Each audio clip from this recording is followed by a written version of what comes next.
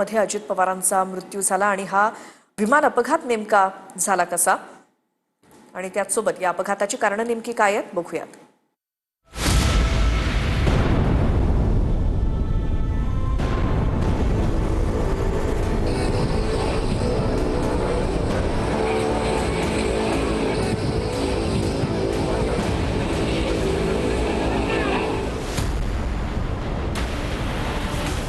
अजित पवारांचा विमान अपघात नेमका कसा झाला। बारामतीत लँडिंगच्या वेळी अजित पवारांचं विमान क्रॅश झालं। जिल्हा परिषद निवडणुकीच्या प्रचारासाठी अजित पवार बारामतीला जात होते। 8:10 मुंबई विमानतळावरनं उड्डाण। 35 मिनिटांच्या प्रवासानंतर विमान बारामती विमानतळाच्या वर पोहोचलं। 8:44 बारामती विमानतळावर पायलटनं विमान उतरवण्याचा प्रयत्न केला, पण तो अयशस्वी झाला। आवाज इतका खरखर विमानाचा येत होता, कसा क्रॅश झाले का पडाय झाले का चालतो विमान। सगळे आम्ही लोक म्हणत होतो आज काय आवाज येतोय असा।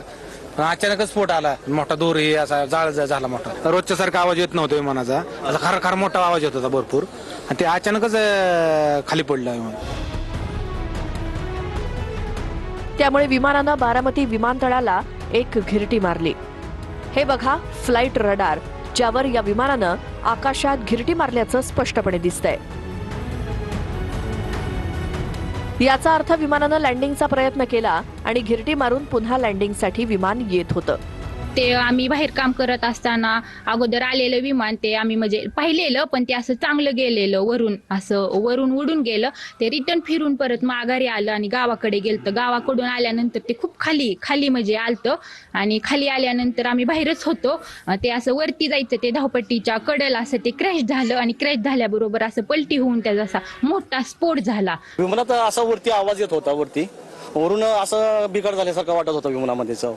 आणि नंतर डायरेक्ट विमानाला 2 राऊंड झाले, एअरपोर्ट धावपट्टीच्याकडे 2 राऊंड झाले, पण विमानाला काही उतरता आले नाही आणि डायरेक्ट शेजारी क्रॅश झाले।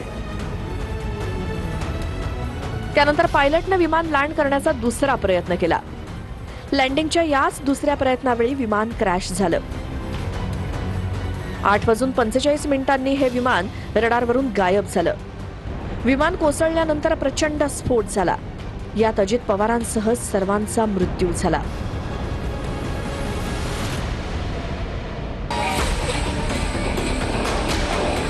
स्थानिकांनी आग विझवण्याचा प्रयत्न केला, पण आग प्रचंड मोठी असल्यामुळे ती विझवण्यासाठी अडचणी येत होत्या। एयर ट्रैप पे उतरेगा ऐसा लगा, उतर रहा है, लेकिन क्रैप हुआ और उसके बाद स्फोट हो गया उसका जबरदस्त। स्फोट होने के बाद वो हम देखने आए, पहले देखा तो उसको आग लगी थी पूरे प्लेन को, और उसके बाद 4-5 स्फोट हो गया विमान में उसका, और उसके बाद बहुत लोग आ गए और उसने निकालने की कोशिश की, लेकिन बड़ी आग लगी, उसके कारण कोई मदद नहीं कर सकता। गॉगल आणि घड्याळावरनं अजित पवारांच्या मृतदेहाची ओळख पटली।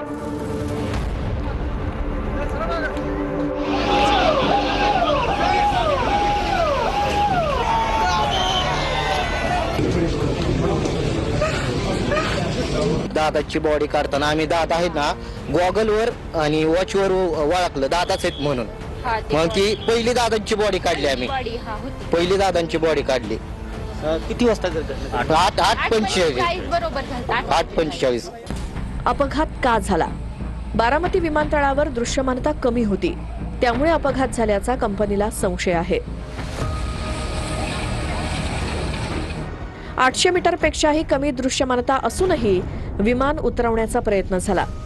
बारामती विमानतळावरती नाईट लँडिंग फॅसिलिटी नाही। कमी दृश्यमानतेमुळे पायलटला धावपट्टी न दिसल्याचा कंपनीचा संशय आहे। अपघातग्रस्त विमान VSR व्हेंचर्स प्रायव्हेट लिमिटेड या कंपनीचं होतं।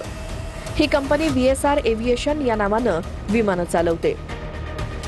ही दिल्लीतून चालवली जाणारी एक खासगी विमान कंपनी आहे। 2011 मध्ये या कंपनीची स्थापना झाली होती।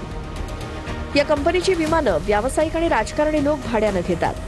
ही कंपनी एअर अँब्युलन्सची सेवाही देते। VSR कंपनीच्या विमानाचा 3 वर्षात दुसऱ्यांदा हा अपघात झालाय।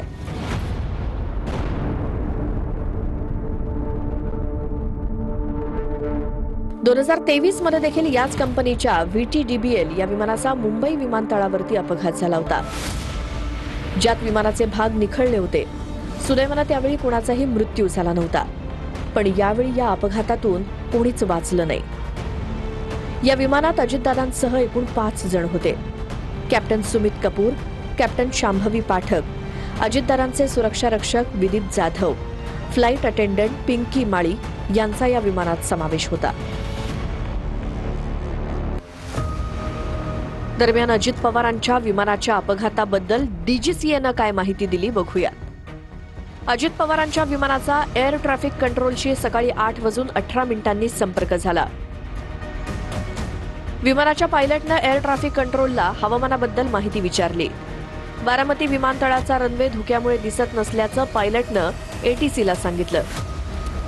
त्यानंतर ATCनं विमान हवेतच फिरवण्याचे निर्देश दिले. काही सेकंदांनंतर पायलटनं ATCला रनवे दिसत असल्याचं सांगितलं. त्यानंतर 3000 मीटरपर्यंत दृश्यमानता आहे असं ATCकडनं सांगण्यात आलं. त्यानंतर अजित पवारांच्या वैमानिकानं 8:43 लँडिंग सुरू केलं.